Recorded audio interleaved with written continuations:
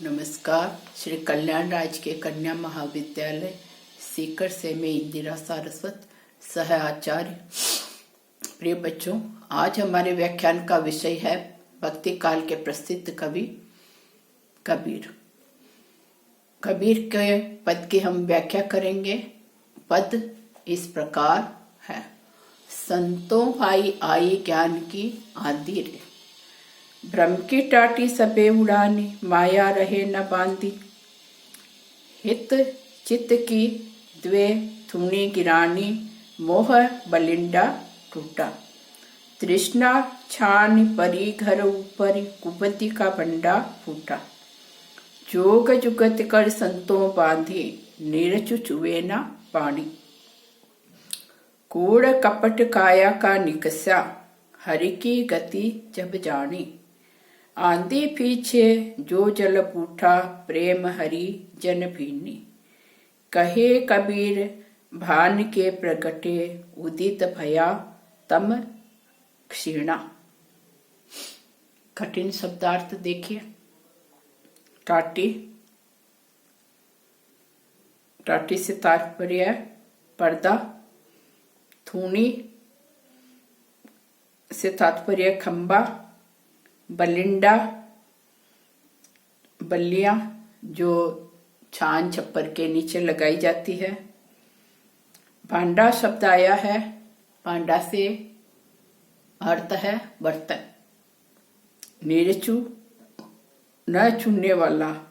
बूठा शब्द है, उसका अर्थ है वर्षा। हरिजन ईश्वर का भक्त, परमात्मा का भक्त। भीना भीग जाना, रस सिक्त हो जाना। भान शब्द आया है। भान से तात्पर्य सूर्य, और क्षीणा से नष्ट हो जाना, क्षीण हो जाना, समाप्त हो जाना। यह है कठिन शब्द। तो देखिए, ये पद जो है कबीरदास द्वारा रचित पदावली से लिया गया है। साधक को जब ज्ञान की प्राप्ति हो जाती है, तो ज्ञान की प्राप्ति हो जाने पर साधक के मन में स्थित समस्त विकार समाप्त हो जाते हैं, नष्ट हो जाते हैं। और कैसे ज्ञान प्राप्ति के पश्चात आत्मा, साधक की आत्मा को परमात्मा का, ईश्वर का साक्षात्कार हो जाता है, ईश्वर के दर्शन उसे हो जाते हैं। इसी बात को कबीरदास ने यहाँ इस पद में समझाया है। क्या कहते हैं कबीर? संतों भाई आई ज्ञान की आंधी रे, भ्रम की टाटी सबे उड़ानी, माया रहे न बांधी रे। संत कबीर ज्ञान मार्गी थे, तो उन्होंने ज्ञान का महत्व, ज्ञान पर प्रकाश डालते हुए कबीर कहते हैं कि हे भाई साधुओं, ज्ञान की आंधी आ गई है। संतों भाई आई ज्ञान की आंधी रे। कैसे रूपक द्वारा इस बात को उन्होंने स्पष्ट किया कि जिस प्रकार आंधी आने पर आड़ में लगाई गई जो टाटियां हैं, अर्थात पर्दे हैं, वो उखड़ जाते हैं, उसी प्रकार ज्ञान प्राप्ति के पश्चात कबीर कहते हैं कि मेरे मन के जो अज्ञान के जो विकार है, सारे भ्रम भी समाप्त हो गए हैं। भ्रम की टाटी सबे उड़ानी, माया रहे न बांधी रे।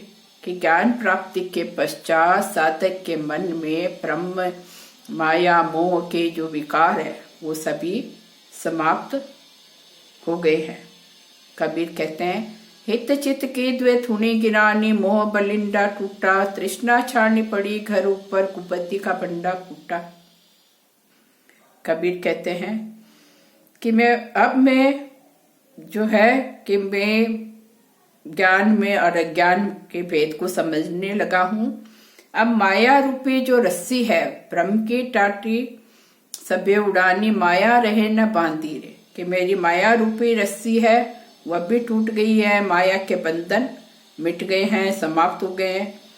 कि जिस प्रकार से तेज आंधी के आने के कारण छप्पर में लगे हुए खंभे इत्यादि गिर जाते हैं, वैसे ही साधक को ज्ञान की प्राप्ति हो जाने पर कि साधक के मन में स्थित अज्ञान के कारण ज्ञान से उत्पन्न जो मोह है या आसक्ति है, उस मोह के आसक्ति के खंभे भी ढह गए हैं, अर्थात मिट गए हैं। कि ज्ञान प्राप्ति के पश्चात मोह और आसक्ति ये सब समाप्त हो गए हैं। जैसे प्रबल आंधी के कारण छप्पर में लगे खंभे गिर जाते हैं, ऐसे ही कबीर कहते हैं कि साधक को जब ज्ञान की प्राप्ति हो गई है तो उसके मन में स्थित मोह आसक्ति भी समाप्त हो गई है। यही नहीं, कबीर कहते हैं तृष्णा छान गड़ी पड़ी घर ऊपर कुपति का फंडा फूटा। कबीर कहते हैं तृष्णा रूपी छप्पर को संभाले हुए मोह रूपी तीर के टूटते ही कि मेरे मन में स्थित अहंकार रूपी छप्पर भी समाप्त हो गया है। अर्थात कबीर कहते हैं कि मेरे मन में स्थित मोह, तृष्णा, अहंकार सब कुछ मिट गया है। कि जिस प्रकार छप्पर के गिरने से चौपड़ी के भीतर रखे हुए बर्तन फूट जाते हैं, जोग जुगति करी संतो बांधी निरुच चुबे न पानी, तृष्णा छाड़ी घड़ी ऊपरी कुपति का भंडा फूटा। पांडा बर्तन कि किसका बर्तन है ये? कुबुद्धि का, ज्ञान का बर्तन भी फूट गया है कि अब मेरे मन में बिल्कुल भी अज्ञान मन में नहीं है। कि कबीर कहते हैं कि मेरे मन में स्थित जो दुर्बुद्धि थी, अहंकार था, वासनाएं जो थी, जो तृष्णाएं थी, वे सभी तृष्णाएं, वासनाएं, अहंकार और दुर्बुद्धि, कुबुद्धि, वे सभी के सभी ज्ञान के प्राप्ति के पश्चात मिट गए हैं, समाप्त हो गए हैं। क्यों समाप्त हो गए? क्योंकि कबीर जैसे साधक को ज्ञान की प्राप्ति हो गई है, ज्ञान के वास्तविक रूप को कबीर ने समझ लिया है।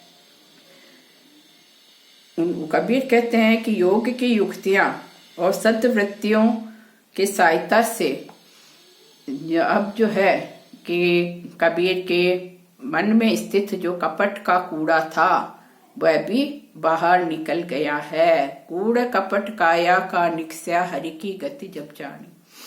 कि ईश्वर की गति को, ईश्वर के स्वरूप को जब मैंने समझ लिया तो ईश्वर के स्वरूप को जान लेने के पश्चात अर्थात ज्ञान प्राप्ति के पश्चात कबीर कहते हैं कि मेरे मन में स्थित जो कपट था, कपट रूपी कूड़ा था, वह भी निकल गया है, अर्थात समाप्त हो गया है। आगे की पंक्ति में कबीर कहते हैं कि कहे कबीर भान के प्रगटे उदित भया, आंधी पीछे जो जल बूटा प्रेम हरि जन भीना। कबीर कहते हैं कि ज्ञान की इस आंधी के पश्चात ईश्वर की भक्ति रूपी जल की वर्षा हुई। आंधी पीछे जो जल बूटा, आंधी किसकी है? ज्ञान की। कि ज्ञान के प्राप्ति के पश्चात कि ईश्वर की भक्ति रूपी जल की जो वर्षा मुझ पर हुई, उससे प्रेम हरिजन भीना कि जो ईश्वर भक्त है वह प्रेम से रससिक्त हो गए, आनंदित हो गए, अभिभूत हो गए। कबीर कहते हैं कहे कबीर भान के प्रगटे उदित भया तमसीना। कबीर कहते हैं कि इस ईश्वर भक्ति की वर्षा के पश्चात ज्ञान रूपी सूर्य का उदय हुआ है और ज्ञान के सूर्य के उदय हो जाने के पश्चात अज्ञान का अंधकार हमेशा हमेशा के लिए समाप्त हो गया है। तो यहाँ कबीर ने ज्ञान की प्राप्ति पर प्रकाश डाला है कि ज्ञान प्राप्ति के पश्चात साधक के मन में जो अज्ञान का अंधकार है, माया, मोह और दुर्बुद्धि और तृष्णा, अहंकार, ये सब के सब जो छल कपट का व्यवहार मिट जाते हैं, समाप्त हो जाते हैं। ये कबीर ने यहाँ प्रकाश डाला है कि ज्ञान की आंधी ही वास्तव में विवेक की प्राप्ति होती है। यहाँ कबीर ने साधना के सभी सोपानों पर प्रकाश डाला है और ज्ञान के साथ साथ ईश्वरीय भक्ति के महत्व को भी कबीर मानते हैं, समझते हैं कि ज्ञान के साथ ही ईश्वरीय प्रेम की वर्षा भी ज्ञान प्राप्ति के पश्चात ही हासिल होती है। अलंकारों में हम यहाँ देखें तो यहाँ अनुप्रास, संग रूपक और अतिशोक्ति अलंकार का कवि ने इस पद में प्रयोग किया है। तो यहाँ कबीर ने ज्ञान के प्राप्त होने पर साधक के समस्त विकारों का नष्ट हो जाना बतलाया है। तो ज्ञान प्राप्ति की आवश्यकता पर कबीर ने प्रकाश डाला है। धन्यवाद।